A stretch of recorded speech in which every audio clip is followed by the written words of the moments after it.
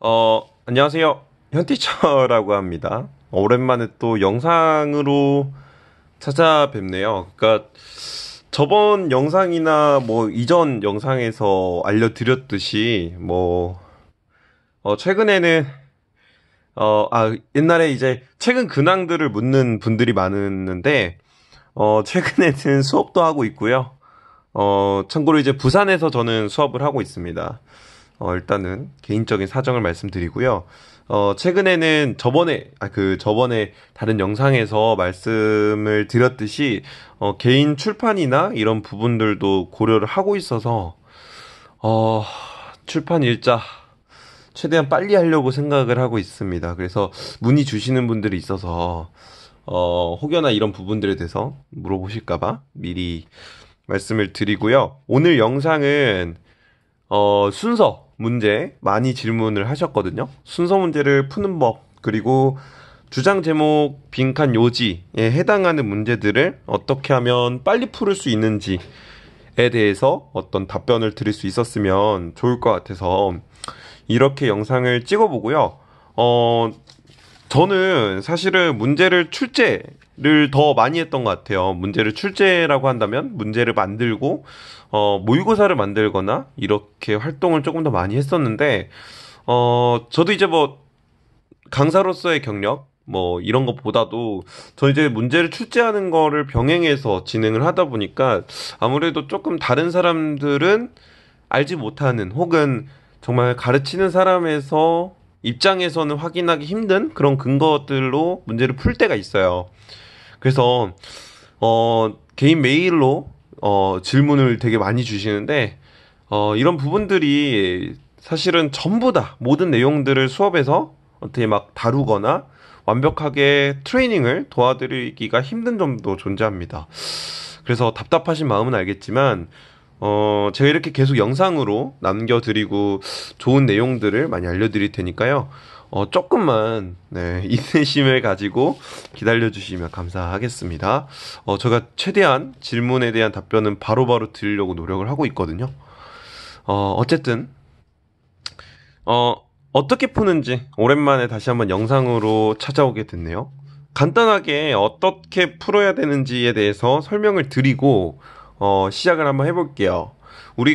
제가 자주 드는 예시인데요. 사실은 어떤 문제 출제를 하는 사람 입장에서 근거를 만듭니다.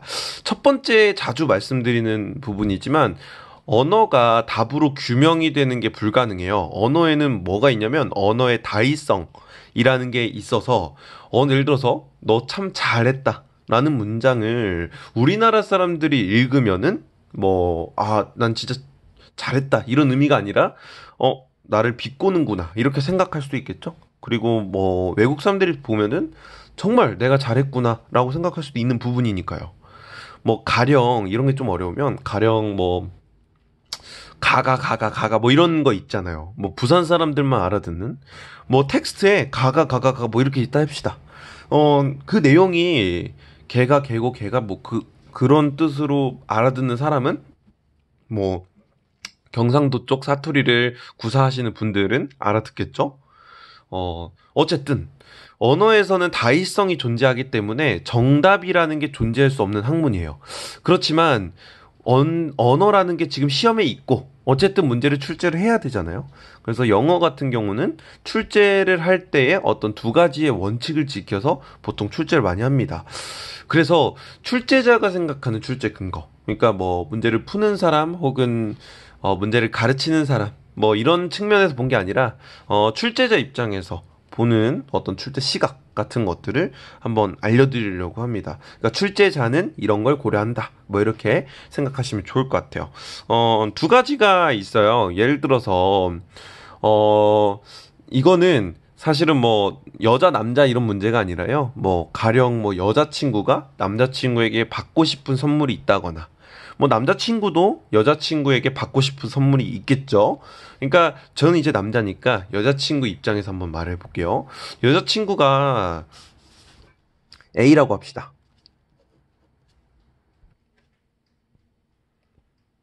네. 잠깐 펜이 안 나와서 다른 걸 가져왔는데요. 여자친구가 A라는 여자친구가 있다고 가정 한번 해봅시다. 그러면은 여자친구가 B라는 남자친구에게 어떤 선물을 빼빼로 데이인 날, 빼빼로 데이인 날 빼빼로를 뭐 사달라고 이렇게 말을 했다고 가정해 봅시다. 그러면은 빼빼로 데이인 날 빼빼로를 달라고 말을 했는데 뭐 두 가지 방법이 있을 것 같아요. 빼빼로를 설명하는 방식, 빼빼로를 줘야 되는 이유. 그러면 처음에는 뭐 이런 근거가 있을 것 같아요. 뭐 예를 들어서 빼빼로는 내가 진짜 좋아하는 음식이고 뭐 너가 주면 내 행복 지수가 올라. 뭐 이런 식으로 행복 지수. 그리고 내가 좋아하는 거라서. 이렇게 좋아하는 거라서. 이렇게 설명하는 게 무엇이냐면요. 제가 앞으로 말씀드릴 결과에 대한 근거라고 합니다. 잠시만요. 가져온 펜이 다 안 나와서 네, 죄송합니다. 다시 한번 해볼게요. 이게 이제 결과라고 하는 거예요. 두 번째는 이런 식으로 말할 수도 있을 것 같아요. 빼빼로네인 날은 원래 남자가 여자한테 주는 날이야. 뭐 이런 식으로도 말할 수 있지 않을까요? 그쵸? 이거를 우리가 뭐라 말할 거냐면 단어에 대한 시각입니다. 단어. 그래서 보통 주장문에서는 사용하는 어떤 문제풀이에 대한 근거, 그러니까 정답에 대한 근거로 제시하는 게 보통 이 두 가지입니다. 그러니까 이 시각은 뭐 문제를 푸는 사람 입장에서 본 게 아니라요. 출제자들이 이런 부분들을 고려한다는 거예요. 왜냐하면 언어의 다의성 때문에 이런 부분들을 분명하게 넣어준다는 거죠. 그래서 주장에서 가장 중요한 거는 이런 두 가지의 시각들을 가지고 이 두 가지의 시각들을 이용해서 주장을 빼오는 겁니다. 빼와야 돼요. 그래서 어디까지 가야 되냐면 한 줄로 요약할 줄 알으셔야 됩니다. 한 줄로 요약까지. 여기까지 반드시 하셔야 돼요. 그러니까 이거를 해야 되냐 안 해야 되냐 뭐 그런 게 아니라요. 한 줄로 요약하는 능력을 훈련을 하셔야 된다는 거예요. 그러니까 다시 돌아가서 그렇다면 결과는 무엇이고 결과는 무엇이고 단어라는 건 무엇일지 라고 해보면요. 결과라는 거는 앞으로 지금 보겠지만 결과는 무엇 했더니 이게 꼭 구체적으로 안 나와도 괜찮습니다만 뭔가를 했더니 어떤 결과가 어떠했다 라든지 어떤 긍정적인 효과가 나타나면은 괜찮은 겁니다. 그래서 긍정적 효과가 제시되면은 우리가 결과가 제시되었다고 하거든요. 그러면은 여기서 만약 긍정적인 결과를 가져왔다면 거기서 멈추지 말고 어디까지 가야 되냐면 긍정적 결과를 가져오게 된 원인을 파악하는 훈련을 하셔야 됩니다. 그러면은 주장은 뭐가 될까요? 그 원인을 하자. 혹은 원인을 열심히 노력하자. 라는 식이 바로 주장이 될 것 같아요. 이게 왜 중요한지는 나중에 한번 더 말씀드릴게요. 자, 그리고 이 단어라는 건요, 우리가 알고 있듯이 크게 몇 가지로 구분돼요. 첫 번째 제일 중요한 건 형용사예요. 형용사 중에 important라든지 necessary 같은 것들, 그 다음에 뭐 good 아니면 bad 이런 단어들 보면은 좋고 나쁘고 중요하거나 등등 이런 단어들이 들어가면은 무조건 주의를 하셔야 됩니다. 좋고 나쁘고 필요하거나 이런 단어들이 들어가면 반드시 집중을 해줘야 된다는 거죠. 그 이유는 무엇이냐면 형용사는 누구나 알듯이 누구의 생각이냐면 보나마나 필자의 생각입니다. 그래서 이 형용사라는 시각도 중요하고요. 이 명사도 중요합니다. 명사. 그래서 명사 같은 경우는 성공이나 실패 같은 단어들로 꾸준히 제시되겠죠. 어쨌든 이런 형용사와 명사에 집중하는 것이 바로 단어에 대한 시각입니다. 그래서 이 두 가지를 이용해서 지금부터 주장을 끄집어낸 다음에 그걸로 푸는 거예요. 그렇다면 우리가 이 첫 번째 유형인 주장, 제목, 빈칸, 요지 이 네 가지 유형은 도대체 몇 분 정도 풀어야 될까요? 라고 한다면 저는 15초에서 45초 조금 길면은 1분가량 안에 푸셔야 된다고 말씀을 드리거든요. 이 15초에서 45초라는 말은 바꿔서 이야기하면 다 읽는 게 아니라는 거죠. 그쵸? 맞습니다. 그래서 내가 주장을 해석을 정확하게 하고 그리고 그거에 대한 주장을 정확하게 찾아서 최대한 빨리 푸는 게 우리들이 해야 될 것이고 앞으로의 목적이겠죠. 그래서 이 부분, 이 시간초나 이런 것들도 굉장히 중요합니다. 그래서 주장 제목 빈칸 요지에서 중요한 거 두 가지는 첫 번째는 무엇이냐면 일단은 정확함입니다. 뭐 당연하겠지만요. 두 번째는 속도예요. 문제를 풀 수 있는 속도 굉장히 중요합니다. 그래서 한번 우리가 어떤 식으로 풀어야 되는지를 한번 같이 해볼게요. 자, 66번. 이게 뭐 이제 본 수업 자료로 사용하긴 하지만요. 이거는 그 어떤 그겁니다. 그러니까 2019년인가요? 18년인가 2019년인가 어쨌든 그때 기출 문제거든요. 기출 문제 전부를 가져온 거예요. 그래서 뭐 특별히 어떤 문제를 뺐다거나 그런 게 아니라 그냥 한번 풀이를 해보자는 측면에서 만든 거니까요. 한번 같이 해볼게요. 첫 번째는 우리가 단어에서 한 가지 빼뜨렸네요. 단어에서 중요한 것들. 당연한 말이겠지만 일부 조동사들이 있어요. 그게 무엇이냐면 should나 must 같은 것들이겠죠. 이해되시죠? 뭐 이런 것들을 많이 들어보셨을 겁니다. 그리고 뭐 추가적으로 뭐 however, therefore 이런 것들도 충분히 긍정적인 신호가 될 수 있겠죠? 일단은 한번 해볼게요. 자, 첫 문장에서 무엇을 보셔야 되냐면 이 should라는 부분에 집중하셔야 됩니다. 그래서 should가 나왔으니까 뒷부분에서는 이게 바로 주장이 되겠죠? 자, 이 리시펀트라는 것이 무엇이냐면 수신자라는 뜻입니다. 그냥 해석을 하면은 수신자의 과거 행위를 고려하라는 게 바로 주장이 되는 거죠. 그래서 한 줄로 요약을 해보면 수신자의 과거 경험 고려 이게 바로 뭐가 되는 거예요? 주장이 되는 것이죠. 그래서 여기에 가장 가까운 게 무엇이냐면 여기 테일러 있죠? 테일러 그리고 커스터마이즈 어떤 고려한다는 부분이 그 수신자를 고려한다는 의미니까 그러니까 어떤 조언을 받는 사람들을 고려하라는 거겠죠. 그런 부분들을 한다면 2번과 3번 중에서 고르시면 되는데 첫 번째 보면은 피드백을 줄 때라고 되어 있죠. 부정적인 게 아니라 피드백을 주는 일반적 상황을 말하는 거니까 답은 3번이 되는 겁니다. 이게 다소 억지스럽다라고 생각할 수 있는데 이게 결국에는 한 문장으로 주장을 결정하는 거. 이게 굉장히 중요하거든요. 그쵸? 계속해서 해보면은 감각이 올 겁니다. 자, 이제 두 번째 문제를 한번 풀어볼게요. one person에서 simple name. 뭐 이렇게 나오는데요. 여기까지 읽어도 별 생각이 없어야 되는 게 정상이에요. 그러니까, 예를 들어서, 어떤 독해 강의를 보거나, 뭐, 예를 들어서, 한글 해석집 같은 것들을 봤는데 내가 이해가 안 된다면 이 첫 문장이 있죠? 이런 내용들을 보고 아무런 생각이 안 들다면 이게 국어력 문제가 아니라 그냥 내가 주장을 못 찾는 겁니다. 그러니까 무슨 말이냐면 이 지금 첫 번째 문장을 보고 simple name이라는 걸 보고 이 문장이 지금 왜 나왔는지 이해가 안 돼요.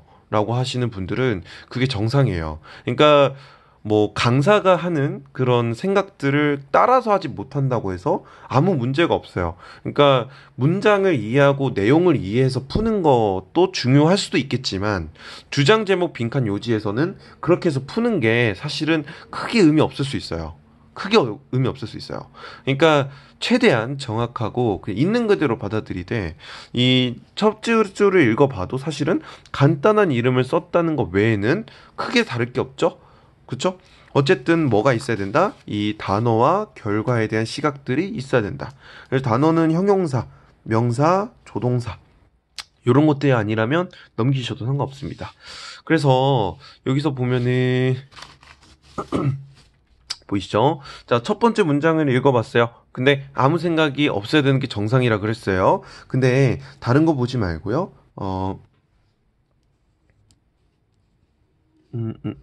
자, 여기 제가 지금 밑줄 그은 부분 있죠? 여기를 한번 잘 해석해 보세요.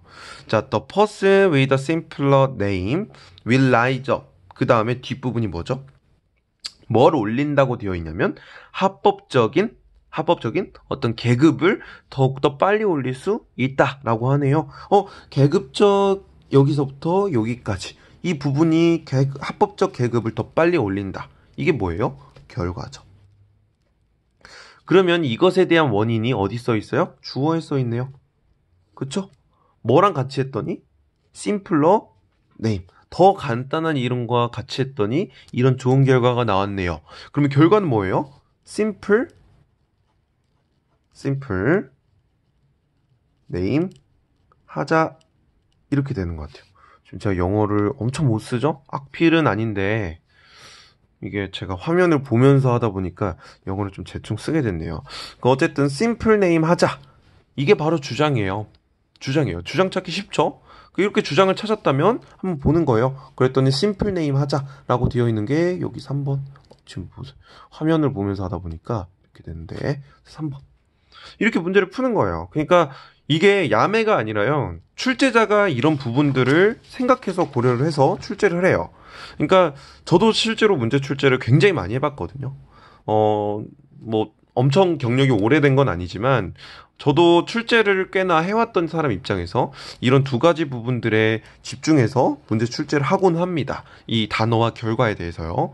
그러니까 이게 뭐 야매라고 볼 수 있지만 정확한 거는 필자의 입장에서 그러니까 출제자 입장에서 문제를 푼 것이지 야매는 아니라는 거 미리 말씀해드리고 지나갑니다. 그래서 계속 한번 해볼까요? 자, 여기 부분도 마찬가지예요. 자, 보이시죠? 68번. 이거 전부 다 뭐 제가 알려드린 그 두 가지 출제 근거들 그게 적용되는 문제만 가져온 게 아니라요. 이게 몇 년도인지 제가 순간적으로 까먹었는데 2018 국가직 아니면 2019 국가직인가? 19구까지는 아닌 것 같은데 어쨌든 그 문제를 전부 다 가져온 거거든요. 그러니까 뭐 앞줄 보고 뒷줄 보고 하는 것들은 진짜 극히 일부의 문제들만 적용될 수 있어요. 그러니까 예를 들어서 뭐 2016년도에 하나 적용되거나 2018년도에 하나 적용되거나 그러니까 그게 완벽한 해결책은 아니라는 거죠. 그러니까 이게 이렇게 보는 게 정확하게 풀고 정확하게 해석하고 이게 가장 중요한 시험에서 뭐, 앞줄 보고 뒷줄 보고 해서 푸는 거는 제가 봤을 때 너무 위험하다고 생각을 해요. 이게 나쁘다고도 아니고 특정 강사를 비판하려는 목적이 아니라요. 그런 방법이 그렇게 좋아 보이지 않는다는 거예요. 그러니까 앞줄 보고 뒷줄 보고 이렇게 하는 게, 나쁜 거는 아니지만, 그래도 제가 생각했을 때는 어쨌든 출제자가 앞줄 뒷줄에다가 주장을 일부러 써놓진 않잖아요. 그러니까, 어쩔 수 없이 좀 불안불안한 어떤 독해 스킬일 수밖에 없다라고 말씀을 드리거든요. 그래서 제가 이게 다시 말씀드리면 특정 강사를 비판하려는 목적이 아닙니다. 그냥 그런 출제 근거가 실제로는 불안불안할 수밖에 없다는 거. 왜냐면 출제자가 첫 줄과 뒷줄에다가 일부러 써두진 않거든요. 그렇죠? 그러니까 어쨌든 불안불안할 수밖에 없다는 겁니다. 그래서 출제자가 심어놓는 출제 근거를 찾아서 거기서 우리는 주장을 빼낼 수 있어야 됩니다. 빼낼 수 있어야 돼요. 자, 다시 한번 볼게요. 이것도 똑같이 기출문제입니다. 아마 저번에 거랑 똑같은 거예요. 이게 아마 제가 어디까지 했는지 모르겠는데 아마 여기까지가 이게 2019년 지방직인가 그걸로 알아요. 제가 잘못됐다면 뭐 말씀해 주시길 바랍니다. 어쨌든 가장 최근 거를 가져오려고 했거든요. 뭐 이렇게 야매라고는 소리 들으면 안 되니까. 그래서 가장 최근 걸 가져와 봤는데요. 일단 한번 해볼게요. 자, 왜 첫 번째는 왜 역사에 대해서 막 고통받죠? 막 이렇게 나오고 있어요. 그리고 in literature classes 이렇게 나오고 있고 문학 시간 때 뭐 유전자 배우지 않는다. 여기 유전자 배우지 않는다. 뭐 물리학 시간 때 뭐 인간 혁명에 대해서 배우지 않는다. 뭐 이렇게 나왔어요. 대부분의 사람들은 어떻게 생각하죠? 이거 왜 배우지 않는다? 이게 도대체 이해가 안 돼요. 라고 물어봐요. 근데 이상하게도요, 저도 이해가 안 돼요. 네. 저한테 물어봐도 여기에 대한 답변을 드릴 수가 없어요. 네. 그러니까, 강사님들이 인강에서 뭐 이 내용이 도대체 왜 나오는지에 대해서 설명할 거잖아요. 근데 실제 문제풀이를 들어갈 때 그런 내용을 하면서 풀까요? 안 한단 말이에요. 그러니까 그런 이해를 자꾸 하려는, 그러니까 물론 문장 전체적인 내용을 이해하는 게 나쁘다는 게 아니라 그런 내용을 이해하려고 시도하는 거가 다소 무리한 요구일 수 있어요. 그러니까 다소 현실적이지 못하다는 거죠. 그래서 그런 부분들을 조심해서 읽어보면요. 어쨌든 앞에 있는 걸 했더니 어떻게 됐어요? 그래서 너는 뭐를 얻을 거라는 거예요? 편파적인 시각을 얻을 거라는 거죠. 그래서 편파적인 시각을 얻는다. 근데 그 결과가 좋아요, 나빠요? 나쁘잖아요. 그럼 뭐 하지 말자가 주장이에요? 자, 여기서부터 여기까지 나온 거. 이거를 하지 말자. 이게 주장이 되는 거예요. 그래서 지금 뭐냐면 물리학 시간 때 인간혁명 안 배우고 그 다음에 물리학 시간 때 유전자를 배우지 않는 거를 하지 말자. 그 뜻은 바꿔 말하면 잠시만요. 네, 그 뜻은 바꿔 말하면 무슨 의미겠죠? 배우라는 거겠죠? 그렇죠? 근데 지금 현재 여기서 보면은 여기 지금 밑줄 쳐진 내용과 앞에 쳐져 있는 내용이 고통을 받거나 힘들어하거나 라는 식의 부정적 상황이 나오고 있어요. 그러면 주장은 아까 뭐였냐면 물리학 시간 때 뭐 배우자? 인간 혁명 배우자. 그리고 문학 시간 때 뭐 배우자? 유전자 배우자. 이거였죠? 근데 요거를 한번 뒤집으면 반대로 그러면 물리 시간 때 인간 혁명 배우지 않고 문학 시간 때 유전자 배우지 않는다. 이게 그대로 빈칸에 들어가면 돼요. 왜? 빈칸의 앞뒤 상황이 지금 긍정적 상황이 아니죠? 그러면 주장을 한번 뒤집으면 돼요. 사실상 제가 이렇게 가르쳤던 부분들이 거의 그대로 들어가네요. 그쵸? 그래서 이거가 그대로 들어가면 돼요. 그래서 지금 보면은 물리학 시간 때 인간혁명 안 배우고 문학 시간 때 유전자 안 배우고 이게 결국에는 부분적으로 배운다는 거겠죠? 그리고 여기 파셜뷰라는 좋지 않은 뜻도 나와 있어요. 그러면은 주장은 무엇이겠어요? 이런 거를 물리 시간에 인간혁명 배우고 문학 시간 때 유전자 배워서 뭘 막자? 파셜뷰를 막자. 이게 주장이에요. 이유가 뭐다? 이게 좋지 않은 결과니까. 그 원인을 제거하자. 이게 바로 주장이 되는 거예요. 다만 빈칸에 들어갈 거는 그 주장을 반대로 뒤집어야 돼요. 이유가 무엇이냐면 앞과 뒤가 지금 현재 부정적인 내용이 나오고 있으니까요. 뭐 이 정도까지만 하면 돼요. 그래서 물리 시간에 인간혁명 안 배우고 문학 시간에 유전자 안 배우는 거와 가장 가까이에 있는 거. 그렇다면 일단은 배운다는 내용이 나와야 되니까 이런 거 나오죠. 근데 프래그먼트라는 게 부분적이거든요. 그래서 부분적으로 배운다라는 거에 3번. 이렇게 고르시면 돼요. 그래서 1, 2번 같은 경우는 제가 봤을 때 크게 문제는 없는데 4번 같은 것들은 몇 가지의 카테고리를 나뉜다라는 게 뭐 자기 입장에서는 부분적으로 배운다랑 뭐 이렇게 좀 어떤 의미가 연결되지 않을까요? 이렇게 질문하시는 분들이 있거든요. 나쁜 시각은 아닌데요. 여기서 중요한 거는 teach와 learn에 대한 내용이 분명히 나와줘야 돼요. 왜? 이렇게 하고 있으니까. 이해되셨죠? 아까 위에 보면은 계속해서 learn, 배우지 않는다로 되어 있죠? 그래서 답은 3번입니다. 69번 볼게요. 69번. 지금 1개년치를 다루고 있는 거예요. 이게 뭐 되는 것만 가져온 게 아니라요. 그 해 문제를 다 가져온 거거든요. 최신 문제를 가져왔는데 2019년인지 2018년인지 모르겠어요. 하여튼 그 2019년, 18년 중에 하나일 거예요. 모든 문제를 다 이렇게 풀 수 있거든요. 그러니까 일부 유형만 된다거나 그런 차원의 논의는 아니에요. 이거 한번 해볼게요. 여기서도 쭉 읽어보시면은 크게 결과나 주장들이 잘 안 써 있는 것처럼 보이지만 여기 보시면 matters most 있죠? 가장 중요하다라는 부분이 나오죠? 그럼 이것이 단어니까 이게 지금 수식하고 있는 대상이 바로 전체적인 포트폴리오 시각이죠. 그러면은 포트폴리오 시각이 여기 들어가면 돼요. 이해되셨죠? 포트폴리오. 근데 위에서 읽어보시면 아시겠지만 포트폴리오라는 게 결국에는 무엇이냐면 여기서 보면은 자 이렇게 지금 위에 방금 accept부터 밑줄 그은 부분이 있죠? 이게 뭐냐면 손실의 가능성을 받아들인다는 거예요. 무엇으로서? 게임의 일부로서. 그쵸? 뭐가 아니라 그 게임의 끝이 아니라. 그러면은 여기에 주장이 들어가면 게임의 끝이 아니라요. 게임의 일부로 받아들인다. 이게 들어가면 돼요. 선생님, 이게 4개 중에 이거랑 정확하게 일치하는 게 없는데요? 라고 질문할 수도 있거든요. 가장 중요한 건 여기에 가장 잘 매칭이 되는 거예요. 이게 무엇이냐면 다시 말해서 요거겠죠. 그렇죠? 개인적인 드웨론이라는 게 보통 숙고하다 혹은 머무르다 라는 뜻이 있습니다. 그러니까 집착하지 않는다는 거겠죠? 개인적인 손실이에요. 무슨 말인지 이해되셨죠? 게임의 끝이 아니라 게임의 일부. 이 부분은 직접 해보시면 충분히 억지스럽지 않게 연결했거든요. 억지스럽지 않다는 거를 혼자서 해보시면은 이해가 되실 겁니다.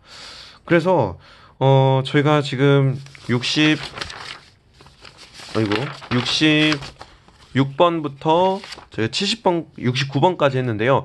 이 해가 아마 4개인가 5개 나왔을 건데, 어쨌든 이게 지금 2019년도에 있는 전 문제예요. 뭐 제가 다시 한번 말씀드리면, 뭐 되는 문제만 가져왔다거나 안 되는 문제만 가져왔다거나 뭐 그런 거는 아니거든요. 그냥 항상 이렇게 정확한 시각을 배우고 정확하게 푸는 연습을 반복적으로 해주셔야 됩니다. 그래서 출제자는 도대체 뭘 생각하면서 출제를 할까? 라는 그 질문에 지금 왼쪽에 넘겨서 이 부분을 설명드린 겁니다. 그래서 제 말이 다소 너무 스킬적이거나 야매처럼 보일 수 있는데요. 적어도 제가 장담 드릴 수 있는 건 전 이 부분이 야매가 아니라고 생각합니다.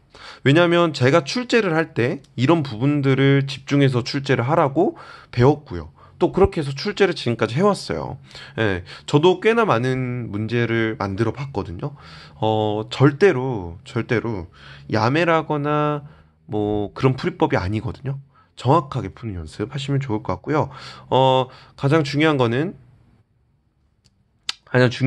몇 초 안에 풀어야 된다? 자, 여기 보이시면 15초에서 45초. 15초가 너무 과한데요? 라고 생각할 수 있거든요. 좀 과하신 분들은 한 1분까지도 괜찮아요. 그래서 여기서 최대한 시간을 줄이셔야 나중에 많이 맞출 수 있어요. 아시겠죠? 네, 그래서